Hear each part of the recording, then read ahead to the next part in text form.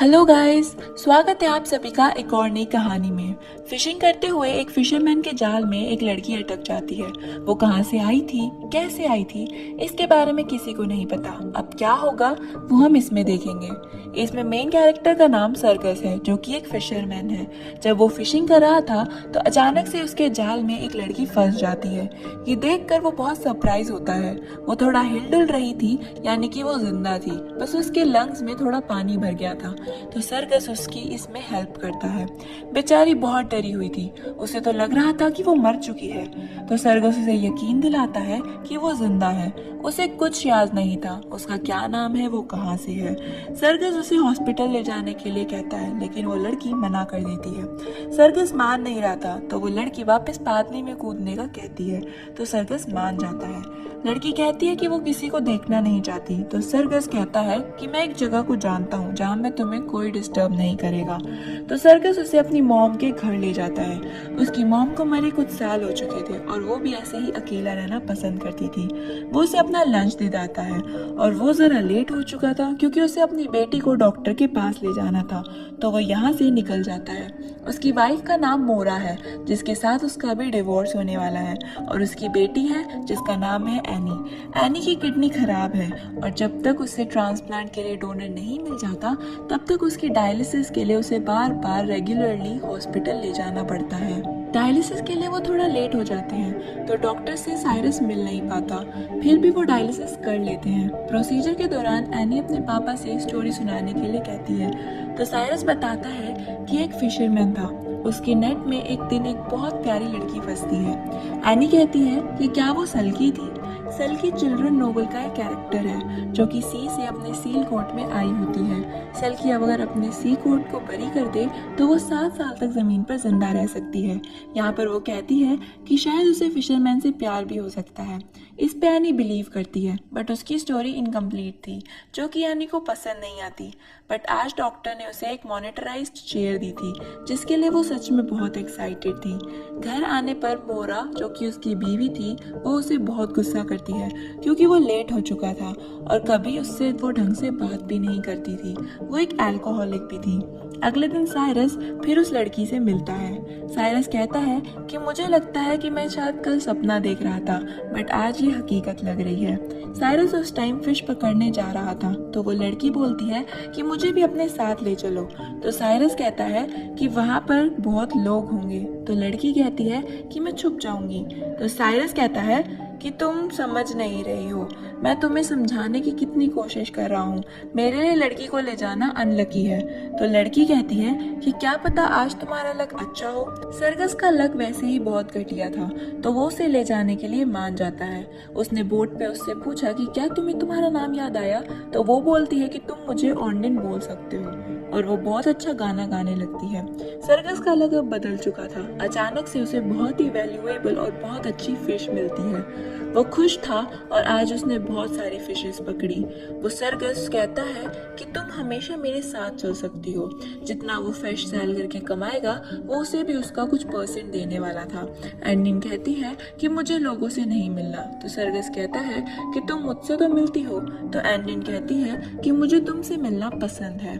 इसके बाद circus town के शॉप में जाता है। वो एंडिन के लिए कुछ कपड़े लेता है। शॉप ओनर के साइज के कपड़े लेता है। उसे अंडरगारमेंट बाय करने में शर्म आ रही थी तो वो उसे चुरा लेता है। अपनी बेटी एनी से मिलने के बाद वो उसे स्टोरी कंटिन्यू करता है। उसने बताया कि जो लड़की पानी से आई थी वो सिंग करके अलग अलग फिशेस को अपने पास बुला सकती है। एनी बताती है कि सल्की जो होती है वो अंडर वाटर गाकर ही एक दूसरे से बात करती है। फिर वो ऑन्डिन को उसके कपड़े दे आता है। उसने पूछा कि तुम यहाँ कितने दिन रहने वाली हो। तो ऑन्डिन कहती है कि मैं कितने दिन रह सकती हूँ। तो सर्कस कहता है कि मेरा बस चले तो तुम यहाँ हमेशा रहो। ऑन्डिन को ये बात अच्छी लगी। एनी को अपने पापा की स्टोरी जरा अजीब लग रही थी तो वो लाइब्रेरी जाकर बुक इशू करवाती है और इस पर रिसर्च करने लगती है। सर्कस हमेशा किसी से बात करने के लिए प्रिस्ट के पास आता था। पूरे 2 साल हो चुके थे, उसने ड्रिंक नहीं की थी। वो पहले एक अल्कोहलिक था। हर बार वो यहीं पर अपनी बात बताने और यही बात बताने आया करता था। बट आज उसे एक कन्फेशन भी करना था और उसने बताया कि मैंने चोरी की है। प्रिस्ट के पूछने के बाद वो ऑर्डिन के बारे में उसे बताता है तो प्रिस्ट को बहुत अजीब लगता है। तो वो कहता है कि आगे जो भी होता है तुम उसे मुझसे बताते रहो। एक दिन ऑर्डिन स्विमिंग कर रही थी तो एनी वहां पहुंच गई। एनी कहती है कि क्या तुम वही लड़की हो जिसके बारे में मेरे फादर बात कर रहे थे? क्या तुम्हारे पास कोई मैजिकल पावर है जिससे तुम मेरी बीमारी को ठीक कर सको? ऑर्डिन उसे कुछ नहीं बताती। एनी कहती है कि क्या तुम्हारे पास कोई कोट भी है? मुझे पता है तुम्हारे पास कोट है। अगर तुम उसे बरी कर देती हो तो 7 साल तक तुम लैंड पर रह सकती हो। यहाँ पर तुम फिशरमैन के साथ एक अच्छी लाइफ भी बिता सकती हो। एनी इतना बोल रही थी कि ऑर्डिन को कुछ कहने का मौका ही नहीं मिला। इसके बाद सर्गस भी एनी की बताई स्टोरी पर रिसर्च करने लग गया था। एनी के पास न्यू व्हील चेयर थी। इस वजह से उसके क्लासमेट्स उससे बहुत ज्यादा नाराज हो रहे थे और उन्हें उससे जेलसी हो रही थी, तो उसका मजाक उड़ाते हैं और उसे पानी में डाल देते हैं। एनी कुछ नहीं कहती क्योंकि वो अपनी एज से वैसे ही काफी ज्यादा मैच्योर थी। आगे हमें एक स्ट्रेंजर को दिखाते हैं जो ऑर्डिन को ढूंढ रहा था और वो ऑर्डिन को ढूंढते ढूंढते उस टाउन में पहुंच चुका था। एक दिन सर्गस ऑर्डिन को शिप में लेके जाता है। ये शिप कैसे चलाते हैं वो उसे सिखा रहा था। इसके बाद दोनों करीब आ गए थे। ऑर्डिन फिर से गाना गाती है और आज फिर से उसकी नेट पे बहुत सारी फिशेस फंस जाती हैं। जो फिशेस नॉर्मल नेट से पकड़ना बहुत ही मुश्किल होता है। अचानक से गार्ड सर्गस की बोट पर आ जाते हैं। सर्गस ऑर्डिन को छुपा देता है। वो सर्गस से पूछते हैं कि तुमने नॉर्मल नेट से आखिर ये इन फिशेस कैसी पकड़ ली? तो वो नेट चेक करते हैं और उसी के नीचे ऑर्डिन थी। सर्गस कहता है कि किसी लड़की को बोट पे लेकर आना कोई क्राइम नहीं है। तो वो कहते हैं कि ऐसा कुछ भी नहीं है। इनका टाउन बहुत छोटा है।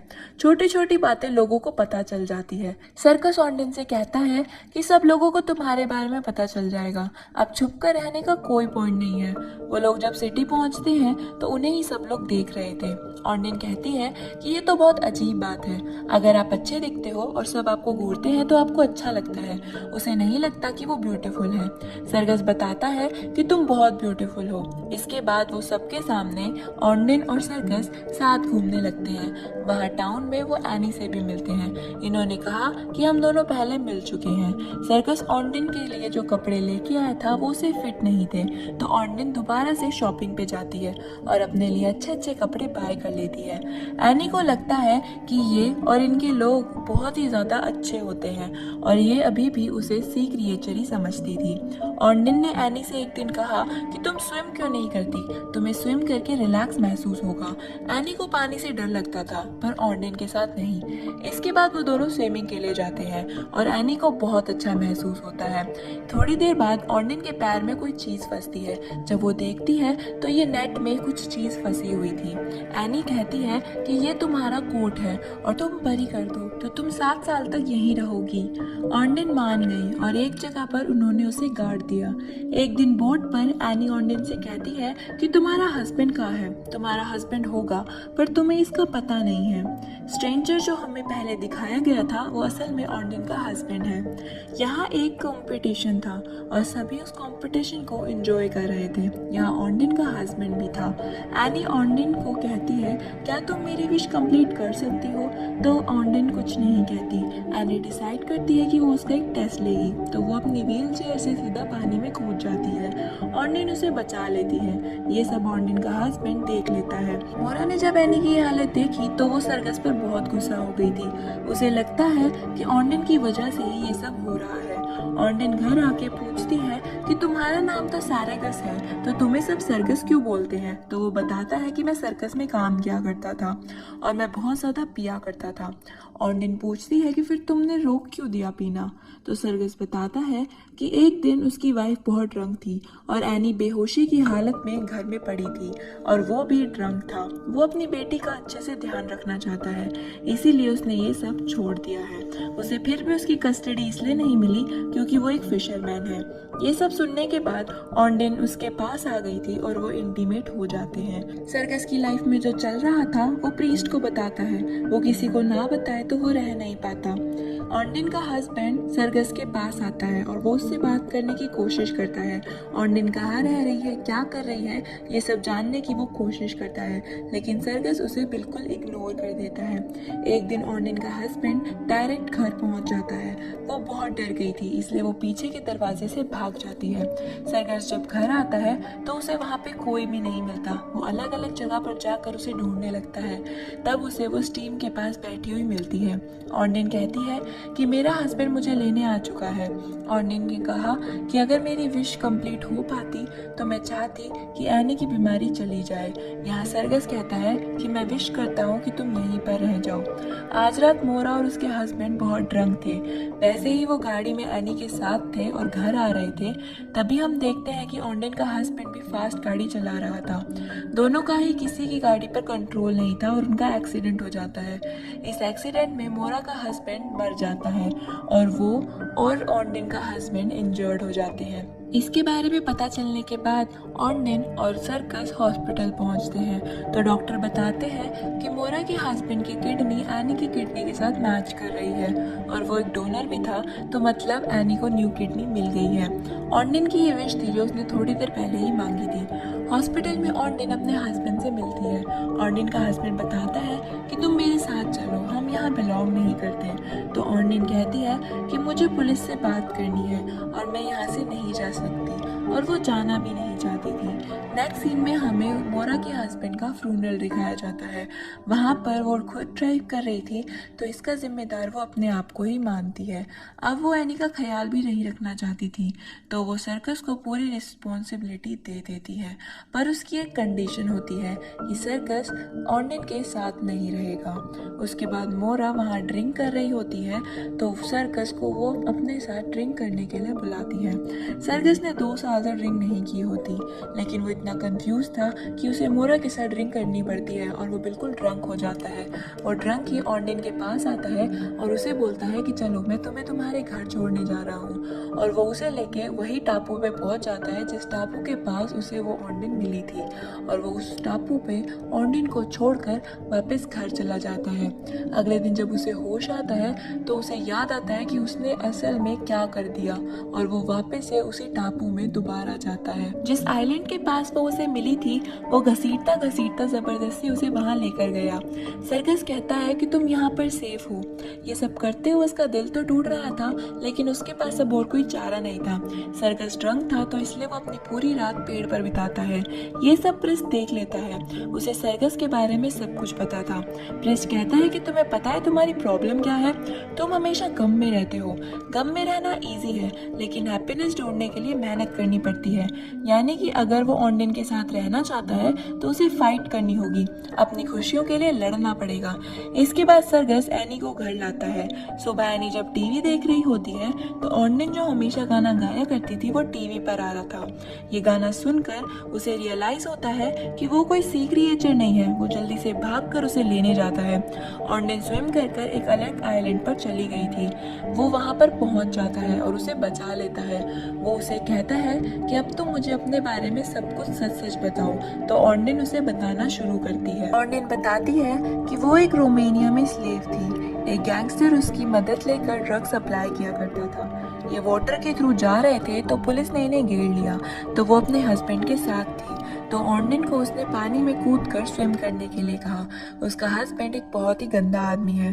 वो स्विम करते करते बहुत दूर आ चुकी थी, इसलिए वो डूब ही रही थी कि सर्कस के चाल ने उसे बचा लिया। सर्कस को ये सब सुनकर बहुत बुरा लगता है और वो ऑर्निन को वापस अपने घर ले जाता है। वहाँ पर ऑर्निन का हस्बैंड एक और आदमी के साथ मौजूद था। वो लोग उन्हें धमकाते हैं उस कोर्ट के लिए जिसमें ड्रग्स थे। मूवी के शुरुआत में हमने देखा था कि एनी और ऑर्निन ने एक कोट को जो कि उन्हें पानी में मिला था उसे एक जगह दफना दिया था। असल में उसी कोट के अंदर ड्रग्स होते हैं। ऑर्निन उनके साथ कोऑपरेट करती है ताकि वो किसी को कोई नुकसान ना पहुंचाए, और जब वो उस जगह पर पहुंचते हैं जहां पर उन्होंने उस कोट को दफनाया था वहां उन्हें वो कोट नहीं मिलता। तब उन्हें पता चलता है कि एनी ने उस कोट को कहीं और दफना दिया ताकि जो ऑर्निन है वो उनसे कभी दूर ना जाए। उसके बाद एडनिन से बहुत पूछने के बाद और ऑर्निन के हस्बैंड के बहुत ज़्यादा ज़्यादा धमकियों के बाद एनी बताती है कि उसने उस कोट को पानी में बोट के आगे छुपा दिया था। तो वो लोग बोट पे जाते हैं। वहाँ पर ओंडिन अपने पति को धक्का दे देती है। उस पति को तैरना नहीं आता था तो वो डूब जाता है और उसकी मौत हो जाती है, क्योंकि ओंडिन को पता था कि अगर वो उसे ड्रग्स दे भी देती है तब भी वो उसे नहीं छोड़ेगा, क्योंकि वो एक बहुत ही गंदा आदमी है। इसके बाद ओंडिन को गिरफ्तार कर लिया जाता है, क्योंकि वो यहाँ की सिटीजन नहीं थी। ओंडिन को वापस से उसकी कंट्री में ट्रांसपोर्ट कर रहे थे। तभी सर्कस को एक आइडिया आता है, अगर वो उससे शादी कर लेता है तो वो यहाँ की सिटीजन बन जाएगी और वो यहाँ पर रह सकती है। तो सर्कस ओंडिन को प्रपोज करता है और ओंडिन हाँ कर देती है। इसके बाद बोट पर सर्कस और ओंडिन की शादी हो जाती है और इसी तरह इस फिल्म की एक हैप्पी एंडिंग हो जाती है। Thank you for watching. Bye bye.